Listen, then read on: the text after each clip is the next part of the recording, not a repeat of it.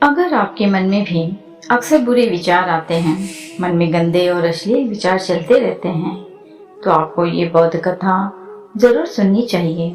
एक गांव में एक जवान लड़का रहता था। वो बहुत परेशान था क्योंकि उसका दिमाग चीजों के बारे में सोचता रहता है जिसके बारे में वो सोचना नहीं चाहता था। वह दिन का अधिकतर समय बर्बाद कर देता है अपने छोटे छोटे क्षणिक सुखों के लिए और फिर बाद में पछताता है। लेकिन वह फिर से वही आदतें अगले दिन न चाहते हुए भी दोहराता है। वह अपने माता पिता का इकलौता पुत्र था। माता पिता धीरे धीरे बूढ़े हो रहे हैं और वह जवान हो रहा है, लेकिन वह कुछ नहीं कर पाया। इससे उसके माता पिता को उस पर गर्व हो। वह जानता था वह अपने समय और जीवन के साथ गलत कर रहा था, लेकिन वह खुद को नहीं बदल सका। इतनी कोशिश करने के बाद भी वह अन्य वयस्कों को अपनी समस्याओं के बारे में बताता है और लोग तरह तरह के सुझाव देते थे, लेकिन फिर भी कुछ नहीं बदल रहा था। अब उस लड़के को भी ऐसा लगने लगा था उसका शेष जीवन इसी मानसिक बोझ और बुरी आदतों के साथ बिताने वाला है। अब वो बहुत दुखी और परेशान रहने लगा। एक दिन उसी के ख्यालों में खोया हुआ वो अपने गांव में तालाब के किनारे बैठा हुआ था। तभी उसका एक दोस्त पीछे से दौड़ता हुआ आया और बड़े उत्साह के साथ उसके कंधे पर हाथ रखकर कहा, मित्र, मुझे आपकी सभी समस्याओं का समाधान मिल गया। यह बात अपने दोस्त की तरफ से सुनकर लड़का बहुत खुश हुआ और उसने पूछा, आप मेरी समस्याओं का क्या समाधान निकालेंगे? लड़की के दोस्त ने कहा, ध्यान। ध्यान आपकी सभी समस्याओं का समाधान है। लड़के ने कहा, ये कौन सी साधना है? मित्र ने कहा, कल एक बौद्ध भिक्षु आए भिक्षा के लिए हमारे गांव में। गांव के सभी लोग पूछ रहे थे उनकी समस्याओं के समाधान हेतु, तो मैंने सोचा कि मैं भी पूछ लूं आपकी समस्या का समाधान। इसीलिए मैंने उस बौद्ध भिक्षु के विचार से पूछा कि मैं अपने मन को कैसे नियंत्रित करूं। बौद्ध भिक्षु ने ज्यादा कुछ नहीं कहा। मेरा प्रश्न सुनने के बाद बस इतना ही कहा कि ध्यान जीवन की सभी समस्याओं का समाधान है। मुझे लगा कि आप ध्यान के बारे में जानते हैं, इसलिए मैंने उस बौद्ध भिक्षु से नहीं पूछा ध्यान के बारे में। बहुत कुछ अपने दोस्त की बात सुनकर लड़के ने कहा, मैं उस बौद्ध भिक्षु से मिलना चाहता हूँ। लड़का और उसका दोस्त निकल पड़े उस बौद्ध भिक्षु को ढूंढने के लिए। काफी पूछताछ और प्रयास के बाद वे बौद्ध भिक्षु को एक पेड़ के नीचे ध्यान करते हुए पाते हैं। पड़ोसी गांव में वे दोनों उस बौद्ध भिक्षु के पास जाकर बैठ जाते हैं और उसकी आंखें खुलने का इंतजार करते हैं। कुछ समय बाद जब बौद्ध भिक्षु ने आंखें खोली, फिर वे उन्हें प्रणाम करके कहते हैं, आपने मुझसे कहा कि ध्यान ही इसका समाधान है जीवन की सभी समस्याओं के लिए, लेकिन आपने यह नहीं बताया कि ध्यान क्या है। बौद्ध भिक्षु ने कहा, ध्यान क्या है मैं इस बात को शब्दों में बयान करने में सक्षम नहीं हूँ, लेकिन अब क्योंकि आप लोगों ने पूछा है तो मुझे कुछ कहना होगा, तो सुनो। ध्यान का मतलब न कोई सवाल न कोई जवाब, कोई विचार नहीं, कोई भावना नहीं। यह एक ऐसी स्थिति है जो हमें हमारी वास्तविकता से परिचित कराती है। इस स्तर पर पहुंचने के बाद कोई सवाल ही नहीं उठता। यह व्यक्ति के अंदर भ्रम की स्थिति बनी रहती है क्योंकि उसे सब कुछ स्पष्ट हो जाता है। वो अपने जीवन की निरर्थकता से पूरी तरह परिचित हो जाता है। लड़के ने पूछा कि कोई कैसे प्राप्त कर सकता है ध्यान की ऐसी अवस्था? बौद्ध भिक्षु ने कहा, ध्यान करना बहुत आसान है। क्या आप जानते हैं कि कैसे बैठना है? लड़के ने कहा, हाँ मैं बैठ सकता हूँ। बौद्ध भिक्षु ने कहा, तुम कितनी देर तक बैठ सकते हो? लड़के ने कहा, मैंने कभी कोशिश नहीं की, लेकिन मैं जब तक चाहूँ बैठ सकता हूँ। बौद्ध भिक्षु ने कहा, अपनी आंखें बंद करें और सीधे बैठ जाएं, हर दिन 1 घंटे के लिए। लड़के ने पूछा, कब और कहाँ बैठना है? बौद्ध भिक्षु ने कहा, कभी भी कहीं भी, बस वहीं जगह शांत और एकांत रहना होगा।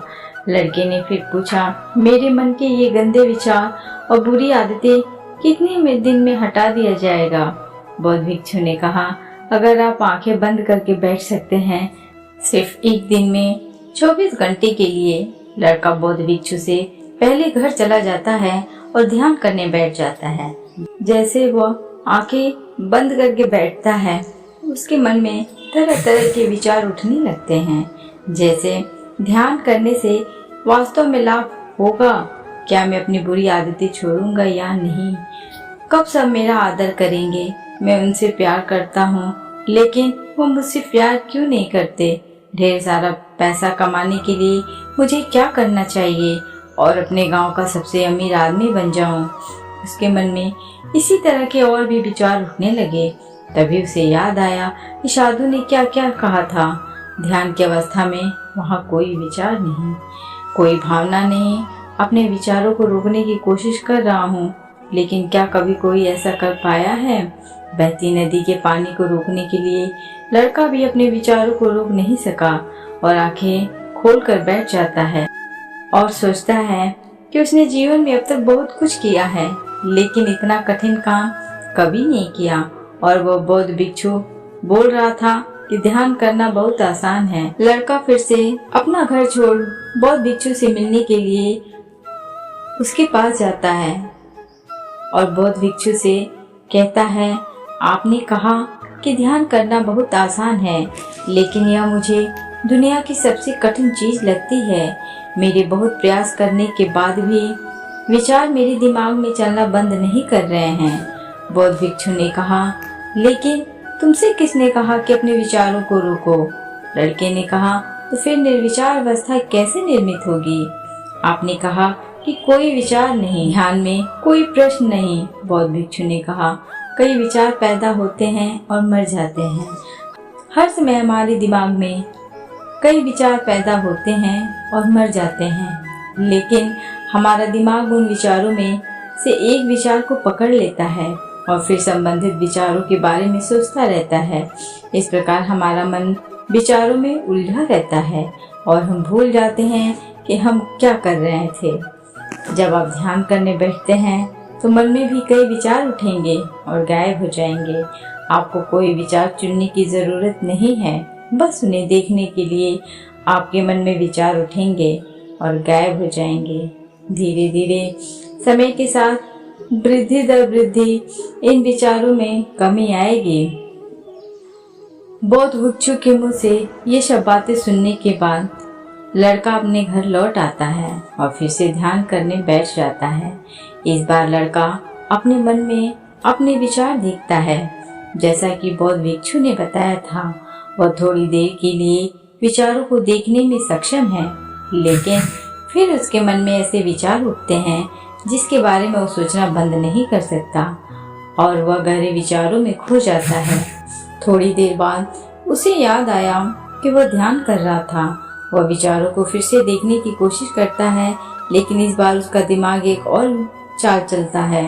अब उसके मन में अश्लील विचार उठने लगते हैं। लड़का सोचता है कि वह पवित्र अवस्था में है, ध्यान की तरह ये अश्लील विचार क्यों उठ रहे हैं? वह अश्लीलता को रोकने की भरपूर कोशिश करता है और उसके मन में गंदे विचार उठते रहते हैं, लेकिन वह उन्हें रोक नहीं सकता। ऐसे ही विचार उसके मन में उठते रहते हैं। जब लड़का बहुत देर तक ध्यान करने के बाद परेशान हो जाता है तो वह ध्यान से उठ जाता है और सीधे उस बौद्ध भिक्षु के पास जाता है और कहता है, जब भी मैं अपनी आंखें बंद करता हूँ और ध्यान करने बैठता हूँ तो मेरे मन में सिर्फ अश्लील और गंदे ख्याल ही आते हैं। बौद्ध भिक्षु ने कहा कि कोई भी विचार अच्छा या बुरा नहीं होता, इसलिए जबरदस्ती दबाने की कोशिश ना करें, क्योंकि हमारा विरोध विचारों से है, केवल उन्हें और अधिक शक्तिशाली बनाता है। इसलिए किसी भी विचार को दबाने का प्रयास न करें, क्योंकि इस मन का स्वभाव ही ऐसा है। वही चीज जिसके बारे में हम उसे सोचने से रोकते हैं, वही चीज जिसके बारे में वह सबसे अधिक सोचता है। इसलिए अपने विचारों को रोकने का आपका प्रयास व्यर्थ है और जिन विचारों को आप गंदे और अश्लील विचार कहते हैं, वह विचार भी आपके जीवन का एक हिस्सा है। ये विचार उठना भी जरूरी है। मानव जीवन को आगे बढ़ाने के लिए एक बात हमेशा याद रखें कि आप जीवन में कुछ भी अस्वीकार करते हैं, हमारा दिमाग सबसे ज्यादा दिलचस्पी उसी में लेने लगता है। एक ही चीज में इसलिए जीवन की किसी भी शक्ति को नजरअंदाज करने का प्रयास ना करें। तभी सब कुछ स्वीकार करो, तुम उनसे मुक्त हो जाओगे। इसका मतलब यह नहीं है कि हर समय सेक्स के विचार के साथ आप जुनूनी होना चाहिए। उस सेक्स को समझना होगा हमारे जीवन का केवल एक छोटा सा हिस्सा है, पूरे जीवन नहीं। इसलिए जीवन के इस पहलू को भी स्वीकार करें और आगे बढ़ें, क्योंकि इस जीवन में सीखने के लिए बहुत कुछ है। लड़के ने कहा, लेकिन हमारा दिमाग हमारे साथ चालाकी क्यों करता है? क्या हमारा मन हमारा दुश्मन है? भिक्षु ने कहा, नहीं, हमारा दिमाग हमारा दुश्मन नहीं है। यह केवल चीजों का अनुभव करना चाहता है जो आराम और खुशी लाता है। तो जब हम ऐसा कुछ करते हैं जिसमें हमारे मन को आनंद नहीं आता, तो शुरुआत में हमारा मन उस कार्य का विरोध करता है। साधु ने आगे कहा, अगर आप बुरे विचारों को खत्म करना चाहते हैं आपके मन से, तो फिर बदलिए अपनी आदतें, तो आप ही बदल सकते हैं। जब आपका मन आपके वश में हो और आपका मन आपके वश में आ जाएगा केवल तभी जब आप स्वयं को जानेंगे, जब आप खुद को महसूस करते हैं, जब आप ध्यान महसूस करते हैं। यह कहकर बौद्ध भिक्षु उठ खड़े हुए और हल्की सी मुस्कान के साथ लड़के के सिर पर हाथ रखा। इसके बाद उन्होंने अपना भिक्षा पात्र उठाया और वहां से चले गए। लड़का बौद्ध भिक्षु को जाते हुए देखता रहा, लेकिन अब वो बहुत खुश था क्योंकि उसे अपनी समस्याओं का समाधान मिल गया था। ध्यान के रूप में वह समझ गया कि उसे बैठना होगा प्रतिदिन ध्यान के लिए और उसे अपने विचारों को आते जाते देखना होगा। लेकिन कोई विचार मत रखो, समय के साथ वे विचार अपने आप गायब हो जाएंगे। साथ ही उसे समझ भी आया कि कोई भी विचार अच्छा या बुरा नहीं होता। एक विचार सिर्फ एक विचार है, इसलिए विचारों का विरोध करना भी व्यर्थ है। तो दोस्तों, कैसी लगी आपको आज की ये कहानी? अगर कहानी पसंद आई हो तो प्लीज़ इसे अपने दोस्तों के साथ शेयर जरूर करें। साथ ही ऑडियो को लाइक और चैनल को सब्सक्राइब करना ना भूलें। तब तक के लिए थैंक्स फॉर वॉचिंग।